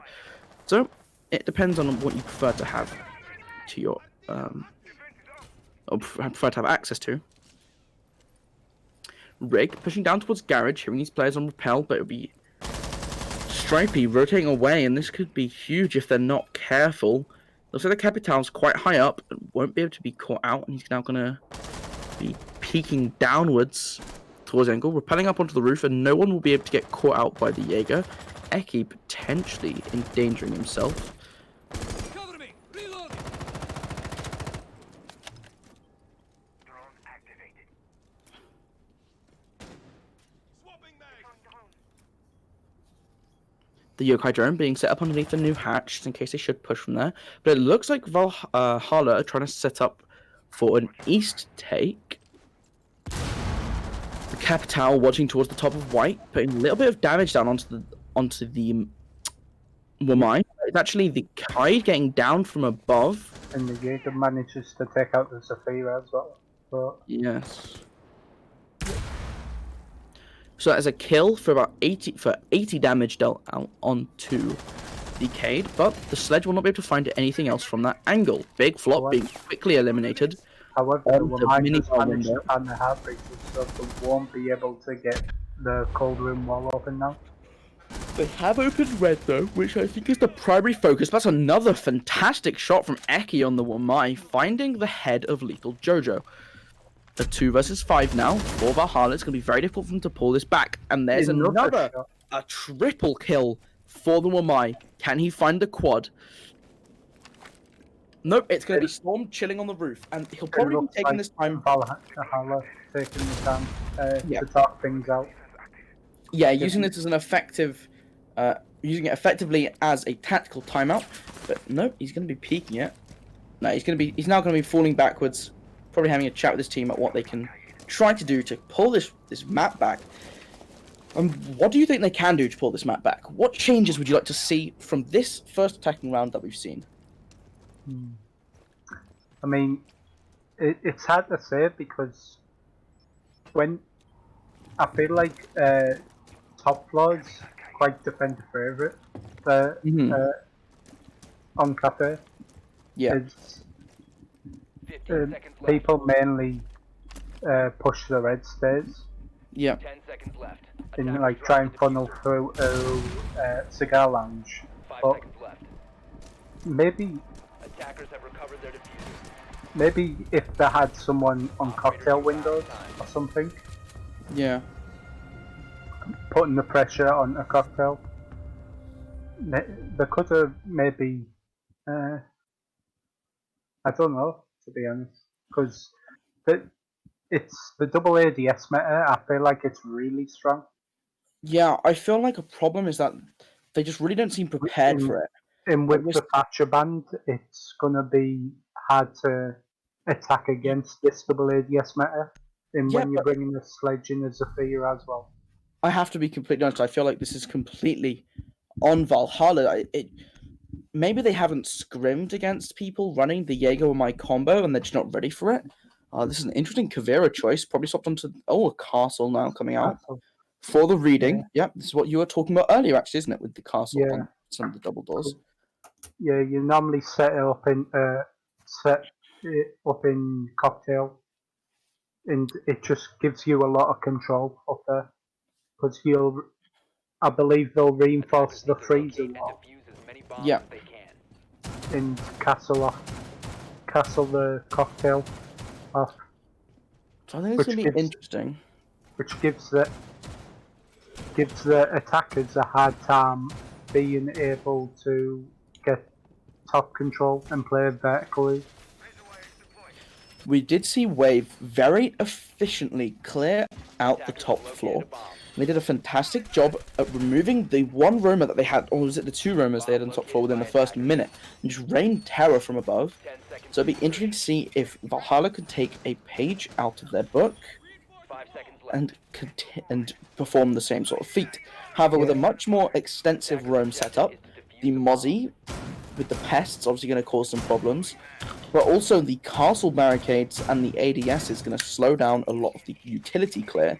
And this is interesting. They're playing a lot more aggressively in Freezer than you would sometimes see, but I think this could have a real merit to it, in that if they can really hold on to this top floor, there's just nowhere for the attackers to really put a foothold in.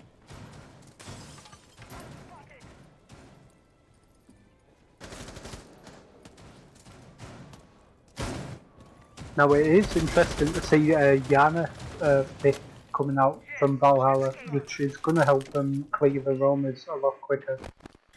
Yeah. They do have a Mozzie on the board, which the Mozzie has just successfully captured the drone, but Mozzie is going to take down the IQ.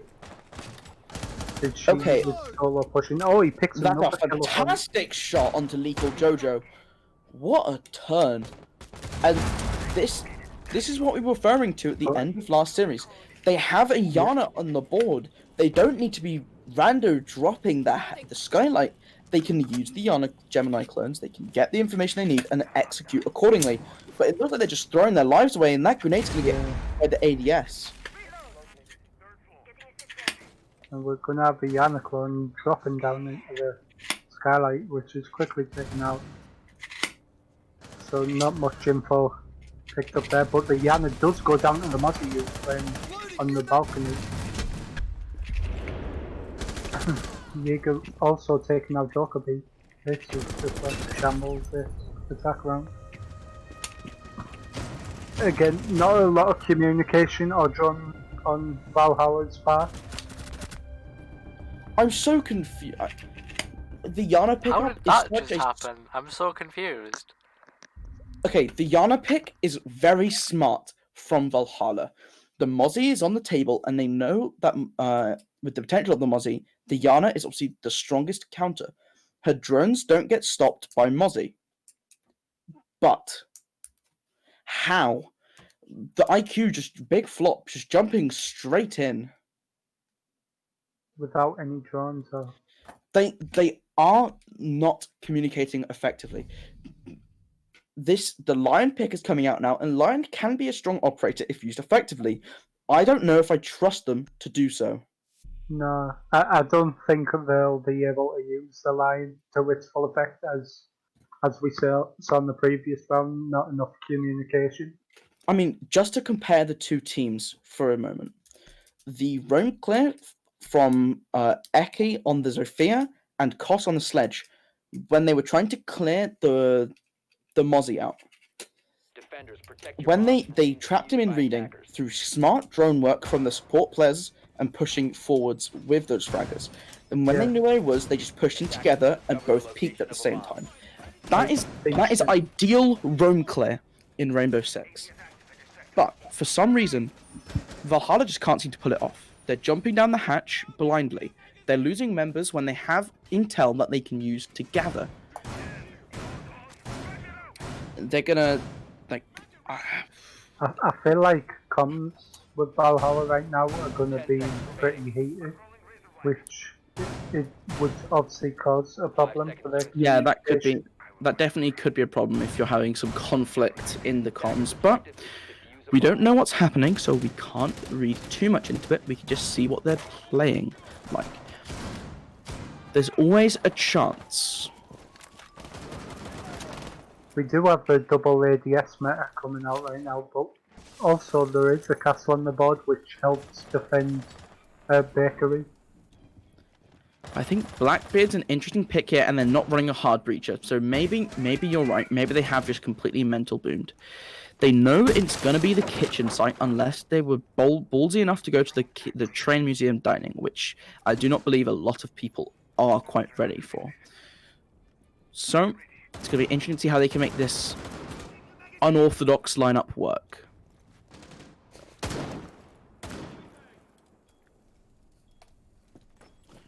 Nothing really happening yet, and there's a minute in the round, which means Wamai's just going to be able to set up a couple magnets and just feel a lot more comfortable in his bunker. The whole cabinet is bulletproof, so... They do have a rotation into Bakery from the site as well, so if Wamai feels overwhelmed, he can just rotate back off the site. Yeah, and they also have Nico on the smoke, who's supporting him in prep. I mean, this is just fantastic team play, and his head's exposed. He's going to be taken out very quickly by Lethal Jojo. So while we were talking about the teamwork, it wasn't quite there. Nico couldn't cover him from the push. But that is going to be a fantastic swing, finding three members. Cade with the double kill, that is Kos, and I believe it was Rig finding another kill as well. So it's now a 3 versus 2. The Blackbeard is low HP, getting pushed by Jaeger here. Yeah. In main entrance. He's had to back out from the main door. A minute 10 on the round. Storm above, taken out by a lovely Nitro, and that's a triple kill for Kos. Really trying to push his team on this match point to victory. And that's going to be the last kill on the run out, securing the series 2-0 for Wave Esports.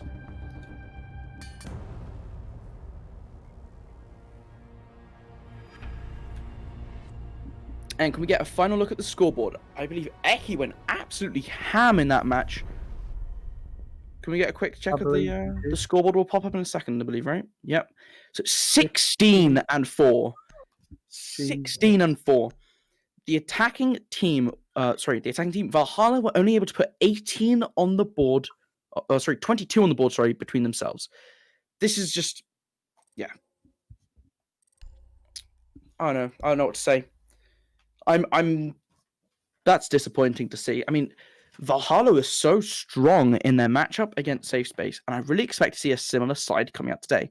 But with 2 members changing, Stella no longer being on the opening roster for this match, I don't know. I feel like there was clearly something not quite gelling, and by the end of the round, it just looked like they were completely tilted and almost given up. Yeah, as we saw, they didn't pick any hard breacher or Yeah. anything like that. Yeah, not bringing your hard breacher on kitchen is a serious troll, and I mean that's going to be Wave Esports just putting themselves in the grand final, the best of 5 final, and now we will have the next matchup that will be played. When is the match supposed to be played? Is it tomorrow? Yeah, it'll be tomorrow, and it will be So Valhalla it'll be against Safe Space the again.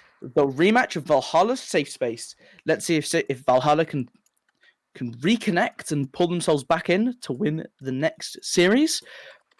But it'll be Valhalla and Safe Space who will play each other in the losers bracket final.